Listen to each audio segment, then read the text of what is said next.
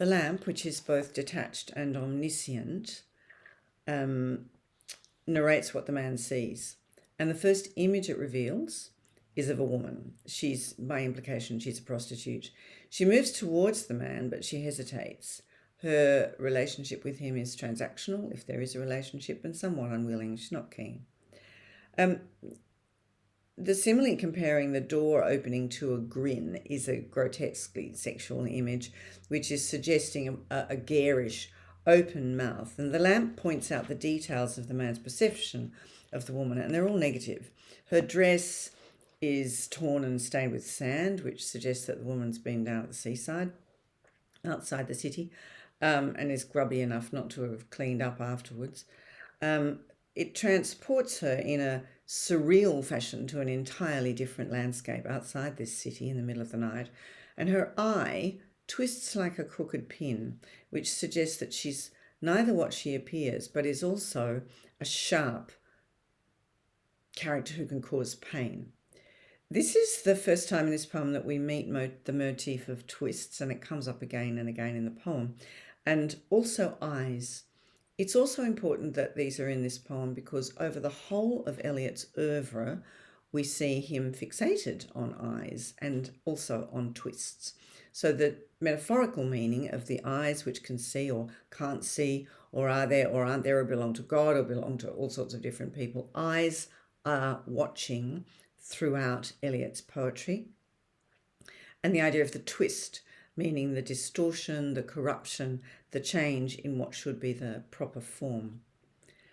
The memory of the woman with the sand-stained dress and the twisted mouth in the last 4 lines of the second stanza causes the speaker to recall a whole lot of other twisted things. A branch on the beach and a broken spring. Each of these can be read as metaphors for the woman or as entirely fanciful associations. His imagination leaves the street and lingers on a factory yard. The repetition of the word twisted suggests that something which was originally straight and strong and firm has become decrepit. The branch and the spring have both been weathered by the process of memory, and the implied meaning is that memory, like the sea, which throws up high and dry these sense impressions, memory also transforms them. So your memory throws ideas up, but once they've been thrown up, they are out in the open, abandoned, in a difficult position, and being out in the open, they will now change. The verb eaten sounds predatory, while polished sounds like something that a collector would do. The branch, which was once living, is now dead. It's stiff and it's white. It's a remnant of its former self, but it's consumed and collected by memory. Memory reduces an object to its essence, the secret of its skeleton. A factory yard is a place that used to be productive. It's a place where things were made and where there was productivity. Memory has taken something that once worked, once functioned, once was useful, and has turned it into something which is useless and old, decayed, covered in rust.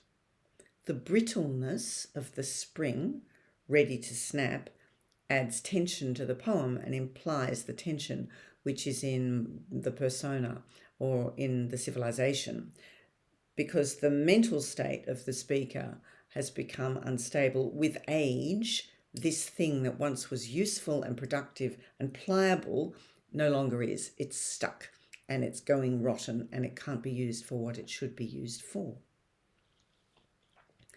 The 4th stanza brings us back to the street with another progression in time. An hour has elapsed. The speaker continues to narrate in the past tense, which is the realm of memory, while the personified lamp speaks in the present tense. The speaker remembers what the street lamp said to him at 2:30 in the morning, and the street lamp directs him to notice a cat in the gutter. Cats are another motif throughout Eliot's poetry, and a cat in a gutter is not in the place that a cat ought to be. A cat is a domestic pet. It's something that should be cared for and loved. This location represents the debasement of living in the modern city. The cat devours rancid butter. It's off. And it devours it in a way which is greedy and implies that it's starving and willing to eat something rotten. It symbolises the struggle for survival in the modern urban world. And the man then encounters a child, and this, like the lunatic with the geranium, is an eerie image. The child, who is in synecdoche, is represented by his or her hand or eye, which emphasises aspects which signify desire and need, and they suggest a lack of wholeness. The child's hand is like the cat's tongue. It slips out in a stealthy fashion, desiring the toy in the same way as the cat desired the butter. A child shouldn't need to do that. The speaker tries to make a human connection with the child, but this child, looking him in the eye, the speaker finds only emptiness. There's nothing there. The eyes are supposed to be the window into the soul. This child is vacant. And it conjures up an image of a rather eerie puppet or an automaton, something which looks like a human child, but is in fact not. And using the term automatic to describe the child's hand further suggests that it's just a soulless collection of impulses, which is a desperate signal of the hopelessness both of the present and by implication the future generations, because if a child is in this debased and vacant state, what hope is there for the future? Then the speaker reflects upon that memory. So we go back into this cyclical manoeuvre, associating the nothing behind the child's eye with eyes in the street trying to peer through lighted shutters. You'll remember from some of Eliot's other poems, the numbers of eyes that are peering and looking and scrutinising and watching us. They're both moments of frustrated desire for connection. The second image returns to symbols established early in the poem, the street, the lights, the thresholds, and then the speaker moves the poem back to the beach of the second and third stanzas to consider an old crab with barnacles on his back. Now, creatures that are covered in a protective carapace is another feature that we see throughout Eliot's poetry. And the idea of a crustacean, which is well protected, but also secretive, silent, living at the bottom of the sea. This is a theme that we see in a number of poems. And the suggestion is that being shut away privately and cooped up inside your own shell where nobody can get you is a safer and better thing to be doing than living in the modern city. The speaker offered the crab a stick in the hope of a connection, which is a forlorn way of connecting with another human, well, not another human, a forlorn way of connecting with another living entity. And the crab gripped it. And that's weird, because when poked by a stick, a crab normally runs away. The word held is repeated from the first stanza, where the street was held in lunar synthesis. And now we see the crab holding onto the stick.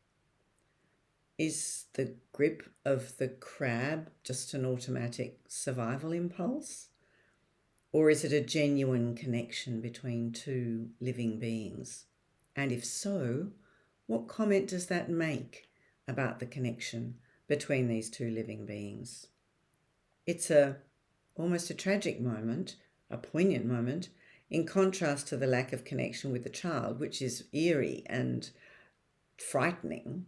This one is more disturbing in a way, because the fact that he can connect with this old crab but can't connect with any of the humans that he's encountered in the city. Tragic.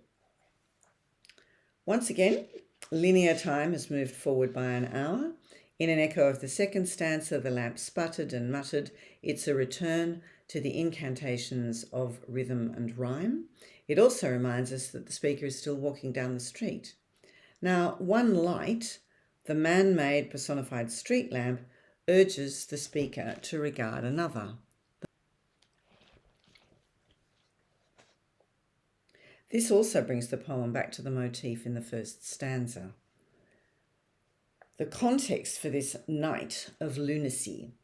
The quotation is in French. It's a nod to the French symbolist poets that Eliot admired, and it translates to the moon bears no grudge. La lune, no, I haven't got it out. But it translates to the moon bears no grudge.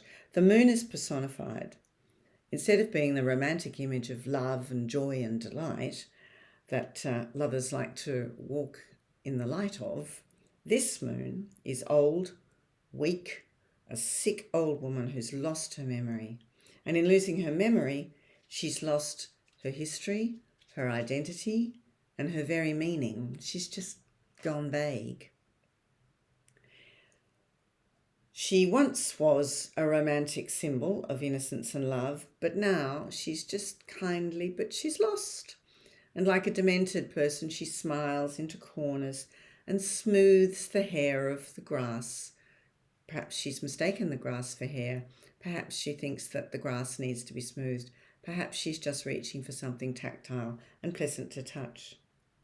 The craters on the moon's face are described as pox. It's diseased. This moon has had the pox.